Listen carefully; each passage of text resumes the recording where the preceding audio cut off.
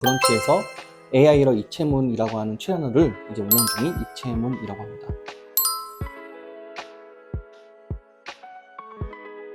저도 블로그 운영을 사실은 일주일에 1시간도 안 쓰니까요. 영상 하나 만들고 글 하나 써도 다 합쳐도 한 2시간이면 하니까. 그러니까 실제로 보면은 블로그 운영이 AI를 활용하는 사람 입장에서는 제일 편한 거긴 하죠.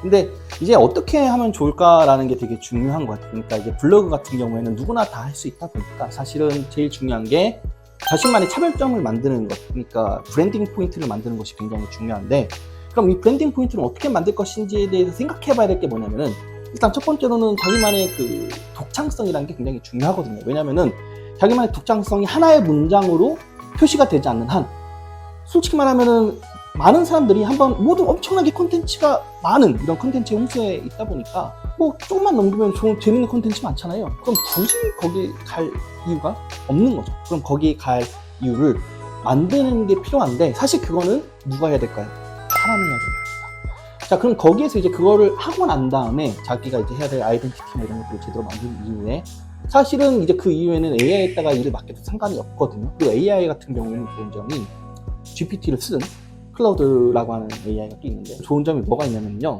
내가 지금까지 했던 것들을 PDF로 만들어서 저장해 놓은 상태에서 그거를 자료를 입력한 다음에 글을 쓰기 시작하면은 연결성 있게 계속 글을 쓸 수 있어요. 즉 컨텐츠가 일종의 방향성을 갖게 되는 거죠. 그럼 컨텐츠가 일종의 방향성을 갖게 되면은 그 일정한 방향성을 토대로 사람들이 하나의 이제 브랜딩 키포인트를 기억한 상태에서 블로그를 볼 수 있게 됩니다. 즉, 한번 그걸 관심을 가졌던 사람은 그 블로그를 계속 일정하게 보겠죠. 그렇기 때문에 사실은 GPT로 아니면 AI로 가장 쉽게 할 수 있는 게 블로그다라고 생각을 합니다.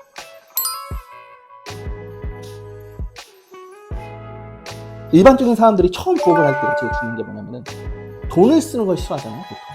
보통 돈을 쓰는 걸 싫어하고, 예를 들자면 그 글 쓰는데 한 달에 2만원씩 내고 쓸래라고 하면은 옛날 몇 년 전이라면 쓰겠지만은 지금은 그렇지 않죠. 그래서 일단은 구글 크롬을 켜시고 GPT와 혹은 클로드라는 서비스를 먼저 가입하시는 걸 추천드립니다. 그 다음에 한번 관심 있는 분야에 대해서 이런 거에 관심이 있는데 이런 것들에 대해서 답변을 줄래? 예를 들자면 난 삼성 갤럭시에 관심을 갖고 있는 사람인데 삼성 갤럭시 앱의 속도가 너무 느려. 그럼 속도를 늘리기 위해서 내가 무엇을 해야 될까라고 물어볼 수 있잖아요. 그러면 그거에 대해서 답변을 쓰겠죠. 네, GPT로라도.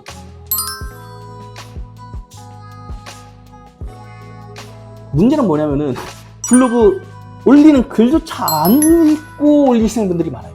내가 그런 경우를 봤어요. 그러니까 그 친구 같은 경우는 블로그를 살릴 수가 없어요. 왜냐면 글의 내용도 안 읽고 블로그 포스팅 올리면은, 만약에 글을 개판을 썼다고 해봅시다. 퀄리티가 유지가 안 되죠. 그러면은 우리가 퀄리티만큼 보장해야 되는데 1일 1포스팅을 해도 얘가 퀄리티가 안 좋으면은 사람들이 안 읽어요. 내가 읽기에도 좀 속된 말로 좀 거지 같은 글인데 그걸 누가 읽겠어요? 안 읽겠죠. 그렇죠. 그러면은 1일 1포스팅으로 끝나는 게 아니고, 그래 하루에 1개 포스팅을 해도 돼. 다만 포스팅하기 전에 한번 읽고 난 다음에 내가 마음에 드는지 안 드는지 생각을 했으면 좋겠어요. 일단 그게 가장 기초적인 거예요. 그러니까 아까 얘기했던 처음에 그 20개 포스팅을 올리는 데 있어서 그 20개 포스팅도 한번 그 작업을 해보는 거예요. 물론 그렇게 하면 시간이 굉장히 많이 걸립니다. 왜냐면 평소에 글을 안 읽는 사람이 글을 읽기 시작하면요, 겨우 5,000자인데 그걸 읽는데 1시간이 걸리거든요. 처음에는. 근데 그걸 처음에 하셔야 돼요. 왜냐면은 퀄리티, 품질 보장이 우선적으로 돼야 되는 겁니다.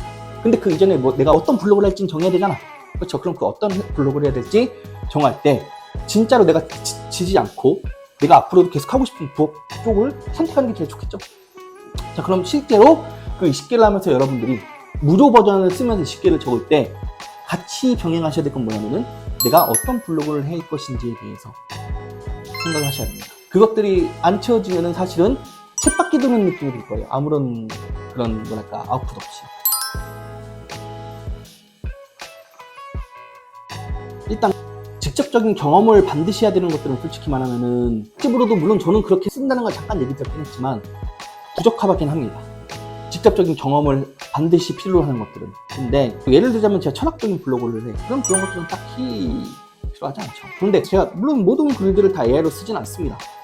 다만 이제 좀 귀찮을 때는 AI로 글을 쓰기도 하고, 그리고 또 AI로 하는 것들 중 그거 말고도 여러 가지가 있긴 하지만 그런 것, 이런 학습적인 것들을 제외하고는 솔직히 좀 경험이 반드시 2차적으로 필요한 것들은 AI로 쓰기에는 부적합하긴 해요.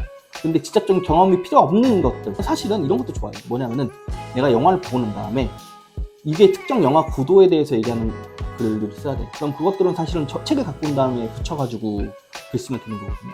그러니까 그런 것들은 오히려 AI 갖고 글 쓰기 참 좋죠. 그러니까 어떻게 보면 진짜 어려운 글들은 AI가 사람보다 글을 훨씬 더 잘 써요.